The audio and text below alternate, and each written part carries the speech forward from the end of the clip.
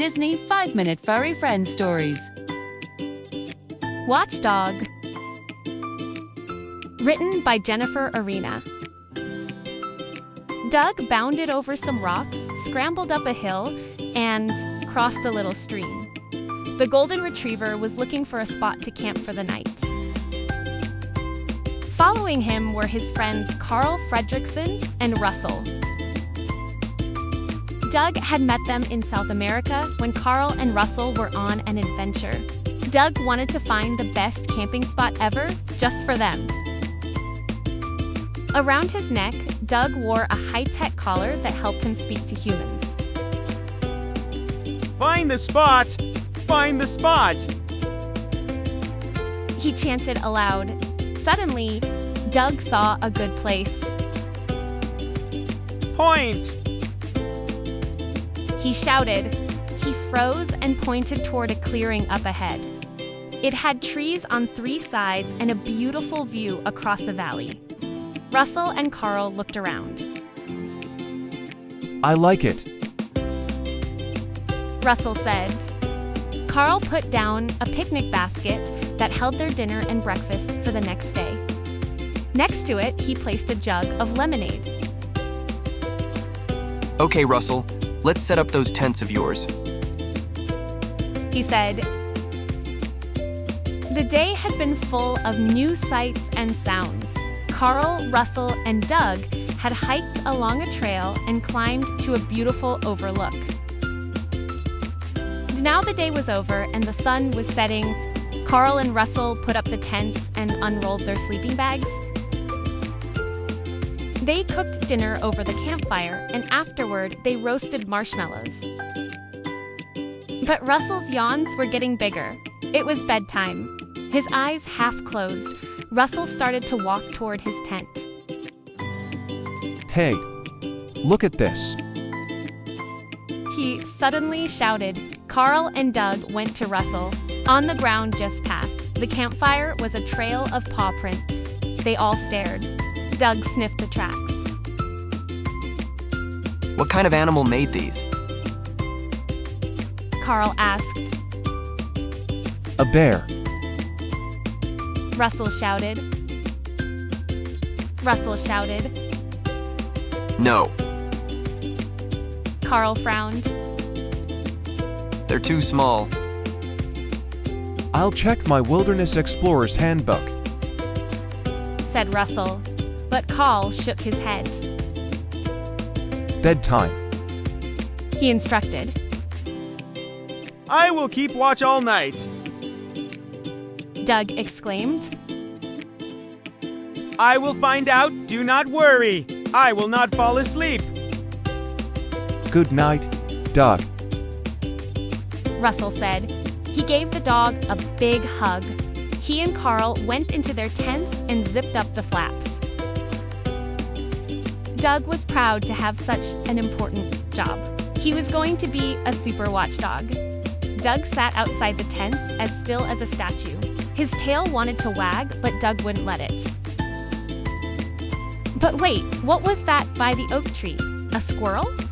Doug charged toward the tree and tripped over a rope on Russell's tent. Part of the tent collapsed.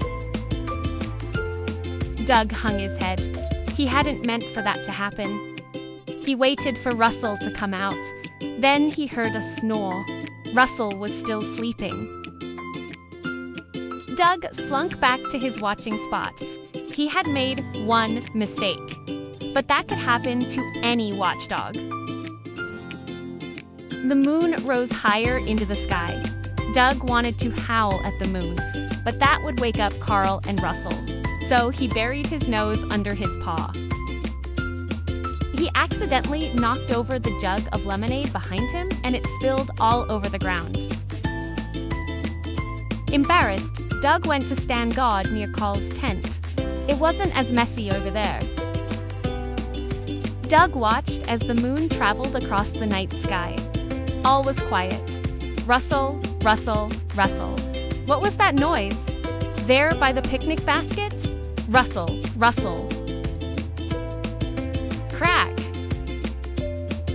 Doug sneaked across the clearing, keeping low to the ground. he spotted fresh paw prints in the dirt. Then he saw a shadow near a tree. Something was prowling. Now it was rummaging. Woof, woof, woof. Doug barked. The intruder turned toward him. It had a black mask and a striped tail. It was a raccoon, and it was trying to get the food in the picnic basket. Not on Doug's watch. Move away from the basket. He said, That is our breakfast. You cannot eat it. The raccoon grabbed a string of sausages in its teeth. Doug took the other end. He tugged. The raccoon tugged. Doug tugged harder. The raccoon hissed. Doug growled. Finally, the raccoon let go. Doug had won. Defeated, the raccoon scampered away. Doug triumphantly carried the sausages back to the picnic basket. They were a little roughed up and dirty. A couple of leaves were stuck to the slobbery spots, but he was sure Carl and Russell wouldn't mind. Doug was proud of himself. He had spotted the intruder in the dark and scared it away. He had even saved breakfast.